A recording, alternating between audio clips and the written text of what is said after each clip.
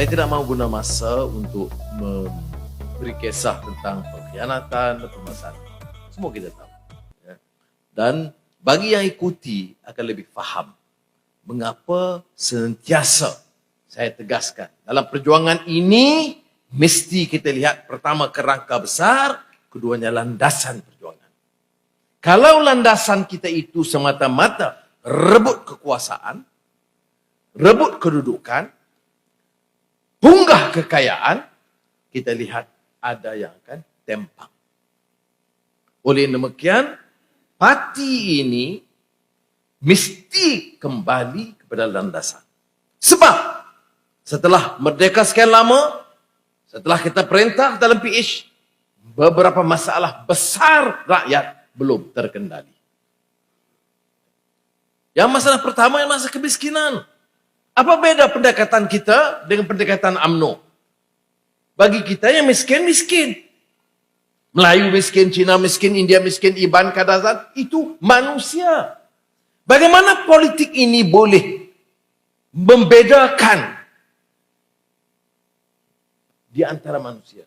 Kerana warna kulit, kerana rupa paras, kerana budaya, maka terhakis kemanusiaan kita. Saya memang berdegil dalam hal ini daripada awal. Kita bentuk parti ini memang mewakili majoriti orang Melayu. Memang kita akui majoriti orang Melayu masih miskin, tersisih. Walaupun yang memerintah itu semua tokoh-tokoh Melayu. Yang semua kaya raya. Rakyatnya miskin. Tetapi beda kita ialah bahawa yang kita terapkan itulah prinsip dan dasar. Kalau kita bicara soal keadilan, yang adil bagi Melayu, Cina, India, Iban, Kadazan. Kalau kita cakap soal membela nasib miskin, walaupun majoriti besarnya pribumi, bumi putra dan Melayu, ia mesti mengambil kira kedudukan semua kaum, termasuk Cina, India. Kalau ini menyebabkan ada orang pandang serong, kita rugi sedikit undi, saya tak peduli. Yang penting ialah kita hidup bermaruah dan berprinsip. Bukan sekadar menjadi pengemis. Dan kalau ada sedikit pertelagahan dalam pengalaman kita dalam PH, ini dia dalam prinsip. Saya beritahu kepada rakan-rakan dalam PH. Saya tidak sedia tolak ansur dalam prinsip ini. Ini bagi saya harus kita ingatkan. Philip Ashton, wakili Pertubuhan Bangsa-Bangsa Bersatu baru-baru ini, mengerbitkan laporan panjang mengenai kemiskinan. Dan mengatakan pendekatan kerajaan Malaysia lapuk dan usang. Kerana mengatakan kemiskinan ini hanya 0.4%. Maknanya di Negeri Sembilan hampir tidak ada. Di Selangor tak ada langsung yang miskin. Ini pandangan yang dipegang oleh kerajaan. Semasa mempengurusi caucus parlimen, adakan seminar dan kita katakan kaji semula. Tidak munasabah. Bagi kerajaan Pakatan Harapan, terima angka lapuk UMNO. Apa kata Menteri Ekonomi pada masa itu? Tetap 0.4%. Pemikiran lapuk sudah ada. Kita fahamlah mengapa orang-orang seperti itu meninggalkan parti kita. Yang ikuti akan faham. Kalau benar kita ini berjuang membela nasib rakyat, kita kena terima fakta. Statistics can lie. Real statistics should not lie. Kadang kalau kita buat angka, Port Dickson, Rembau, Jelebu, Jempol, tak ada orang miskin. Ramai. Majoriti orang Melayu. Kelompok India. Kampung-kampung Cina sendiri pun. Tadi saya tiap kali saya ke Port Dickson, pagi tadi pun sama, saya pastikan lihat beberapa keluarga Melayu, keluarga Cina, keluarga India. Nak beri mesej kepada negara ini, bahawa kemiskinan itu tidak kenal kaum atau warna kulit. Dan tanggungjawab kita membela semua. Bagi saya, landasan ini jangan kita ketepikan. Belum selesai. Sebab Semua angka menunjukkan bahawa dari kajian bukan saja Philip Ashton, ya, Fatimah Kari umpamanya, pakar ekonomi, wanita dan ragayah sebelum itu, Fatimah Kari buat kajian tentang pesara KWSP. Ingat, dia kaji tentang semua yang pesara KWSP. Di kalangan pesara KWSP ini, ada yang kaya, ada yang pegawai tinggi, ada yang rendah. Majoritinya masuk kategori miskin kalau dilihat dari segi kemiskinan yang disebut multi-dimensional poverty index. Bukan dari segi pendapatan, lebih dari semua. Pendidikan, pendapatan, kemudahan asas yang disebut multi-dimensional. Ini pernah dalam kongres, dalam convention dulu saya cuba kupas. Ya. Tapi saya nak sebutkan di sini, kalau kita gunakan pendekatan yang menyeluruh tentang apa itu kemiskinan, menurut kajian Fatimah Kari, 84%.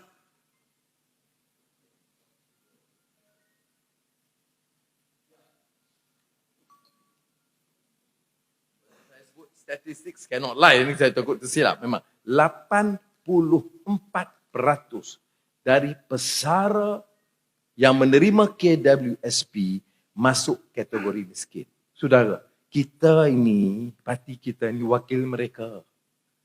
Bukan wakil korporat.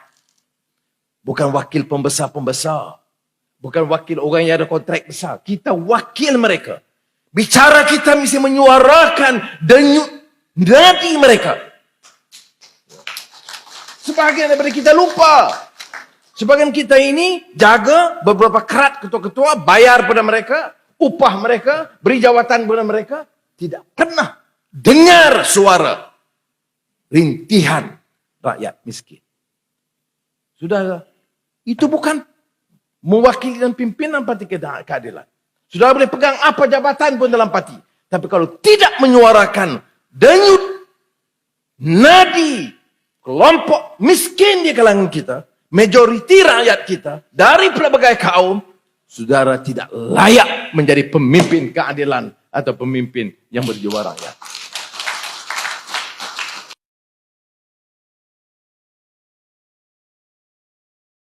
%84 bila dibicarakin, saudara tahu tak? Tentu dari jumlah, majoritinya Melayu. Tetapi dari kohort atau kelompok yang dianggap miskin, paling miskin, itu di kalangan etnik India. Sudah, saya Melayu. Apa saya peduli? Saya jaga Melayu dulu. Tapi saya kan manusia. Jadi manusia yang telah diberi amanah untuk memimpin, kemudian melihat masalah majoriti, kemudian melihat setelah negara ini merdeka 6 dekad, dengan segala kekayaan, masih kelompok etnik India ini di kalangan yang miskin. Maknanya kalau relatif dari segi pesara KWSP, kelompok etnik India ini masih tercorot ke bawah. Kalau saudara jadi pemimpin keadilan di cabang, di majlis atau exco, saudara mesti menjadi wakil mereka. Wakil anak Melayu yang susah, anak Cina, anak India. Dan kita kembangkan ke Sabah Sarawak, baru saudara jadi pemimpin ulung yang memperjuangkan keadilan dan PKR, Parti Keadilan Rakyat. Saya ingatkan ini sebagai ini landasan yang jangan kita lupa. Kadang-kadang politik ini apa politik? Kalau kita lihat, orang dah mula rasa jemu dengan pimpinan politik, dia ada harga. Hargaan parlimen sekarang mahal. Berapa juta? Apa jawatannya? Menteri, di mana menteri? Duta Bertaraf Menteri? GLC? Di harganya. Bukan timbalan speaker. Jadi ada harga. Sudah bilang. Dia bukan harga, dia ini layak. Ada integriti. Pejuang rakyat akan bicara dengan berani. Memberikan gagasan ekonomi yang boleh membantu. Bukan dalam perkiraan. Perkiraannya ialah apakah sogokan ini boleh membantu sang penguasa kekal berkuasa. Saudara, mengaitkan imej dan gambaran dan nama orang politik. Jadi sebab itu saudara, kembali kepada landasan. Selalu saya gunakan istilah khitah. Khitah ni landasan, prinsip, gagasan, perjuangan. Dan kita sibuk sangat. Politik, kata Kissinger, Henry Kissinger, dia ikut pemikir Perancis, Cardinal Richelieu, dalam sejarah Perancis. Ini, dia kata, adalah adegan golongan elit penguasa, the concept of the rich and the powerful. Diplomasi dan politik itu adalah adegan permainan, percaturan golongan kaya dan berkuasa. Rakyat, hamba rakyat ini hanya perkakas yang boleh digunakan untuk mengangkat mereka. Saudara, kita kena patah balik pahaman kita. Ini yang dianggap politik yang tidak bermoral, tidak ada etika, tidak ada integriti. Maka politik itu mesti kembali kepada landasan. Landasannya ialah mewakili. Kita janji negara ini demokratik. Harus demokrasi. Ini bukan janji Parti Keadilan atau DAP atau amanah. Ini peristiharan kemerdekaan Malaysia. Yang dimasyhurkan oleh Tunku Abdul Rahman Putra Al-Haj adalah negara Malaysia sebagai negara yang liberal dan demokratik, menyatukan semua bangsa-bangsa. Pada masa itu dia tak sebut suku kaum, kau disebut bangsa-bangsa negara ini. Yang menjamin keadilan dan kesaksamaan kepada semua rakyat. Ya, dalam prinsip perlembagaan, soal bahasa Melayu, soal Islam, soal hak keistimewaan Melayu dan Bumi Putra, kedaulatan Raja-Raja Melayu, itu disepakati. Tetapi digaris bawahi semuanya itu dengan liberal dan demokratik, keadilan dan kesaksamaan bagi semua bangsa-bangsa di negara kita. Ini landasan kita. Dan saya fikir, tak apalah kita bincang. Ada tugas-tugas orang tertentu di kalangan pimpinan, termasuk saya. Bagaimana mendapat dukungan. Kerana kita dapat mandat rakyat. Itu betul. Tapi sebelum saya sentuh hal ini, saya nak jelaskan dulu landasan kita. Kita dalam keadilan, dan kita mau perkukuh hubungan kita dalam Pakatan Harapan. Kerana itu, ikrar kita bersama. Kita menang bersama. Jerit, berit, susah bersama. Ada orang kata, amanah kemudian. Betul. Tapi kelompok amanah ini, dalam PAS, pada waktu dalam PAS adalah amanah yang sama fikrah dan semangat perjuangan dengan kita. Sebab itu tidak boleh dianggap sebagai parti yang baru. Jadi saudara, ini tanggungjawab kita. Keadilan bersama DAP dan amanah. Kita perkukuhkan sebagai ya, saya sekarang ketua pembangkang. Ini bukan saja PA. Semua yang membangkang itu, saya kena pastikan ada strategi yang sama menghadapi parlimen mulai Isnin ini yang akan dianggap satu drama yang dinanti-nantikan. Dan selain itu, isunya kita mahu ahli-ahli parlimen kita mengungkapkan persoalan ekonomi rakyat dan landasan good governance di negara kita. Yang kedua, saya katakan tugas saya termasuklah mengingatkan seperti mana dipersetujui oleh PH, kembalikan mandat rakyat. Sudah, oleh kerana mandat ini yang penting, ya, dasar. Tapi mandat itu juga menyebut di antara lain dalam keadaan kemelut 2018 perjanjian yang ditandatangani tentang kedudukan Perdana Menteri pada ketika itu Tun Mahathir dan Anwar selepas itu. Ya, dikhianati, ya itu kita sebelah. Jangan kita sampai habislah aku. Ada yang fikir macam tu. Tak, kita terus. Tapi kalau kita bicara mandat rakyat, jangan lupa. Ada orang, dia fikir mandat rakyat, dia ambil sebahagian. Tak. Mandat yang pertama, yang lebih penting adalah agenda reform yang masih kita harus teruskan dan tingkatkan. Yang kedua ialah tentu soal kepimpinan yang cuba dikhianati dan disabotaj terus menerus. Kerana saya faham, ada orang kata, bukan tak sokong Anwar, tapi Anwar ni kontroversi dia banyak sangat musuh. Sebab apa? Sebab saya rogol orang, atau bunuh orang, atau rompak orang, atau gunakan persahabatan saya minta kontrak daripada Menteri Besar. Kalau gitu, saya wajar dimusuhi.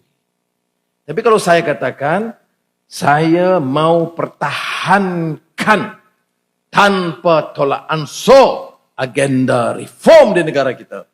Saya fikir semua yang sealiran harus dukung. Kerana itu janji kepada rakyat. Jadi kita janganlah rasa terganggu begitu. Sebab penambahannya itu bertambah. Dan dalam perjuangan, mana ada perjuangan yang tidak ada pengkhianatan? Bagi tahu sejarah mana? Semulia-mulia insan Rasulullah SAW pun ada pengkhianatan. Sebaik-baik, sebijak, unggul pemikiran dunia, Confucius, itu pun ada pengkhianatan. Jadi, sejarah begitu rupa. Tetapi ujiannya ialah kekuatan kita kekal pada landasan dan jaga akhlak dan etika kita. Ini saja pesan saya kepada saudara, balik dengan charge bateri baru. Ini COVID-19 ini, ya, sementara kena jaga. Saya minta maaf dengan orang nak peluk, nak salam. Bukan saya kena jadi contoh. Contoh pembatasan atau penjarakan sosial sebagai seorang yang sudah pilih sebagai presiden. Saya kena beri contoh yang baik. Jaga pembatasan sosial itu. Ya. Kerana ini pandangan semua pakar-pakar, begitu je kita jaga, pelihara. Memang kadang-kadang kawan lama, sahabat lama kita nak rasa, tapi kita jaga sementara ini. Kerana belum tentu. Saya baca tadi laporan WHO yang terakhir menjangkakan ada rebound. Kerana telah terbukti, kata mereka, berjangkitan itu airborne. Jadi agak lebih parah. Tapi kita doa mudah-mudahan semuanya selamat dan jaga, tetapi kita ada tanggungjawab kepada anak, cucu kita, keluarga kita, rakan-rakan kita dan juga kepada negara. Semoga Allah SWT memberikan kekuatan. Wassalamualaikum warahmatullahi wabarakatuh.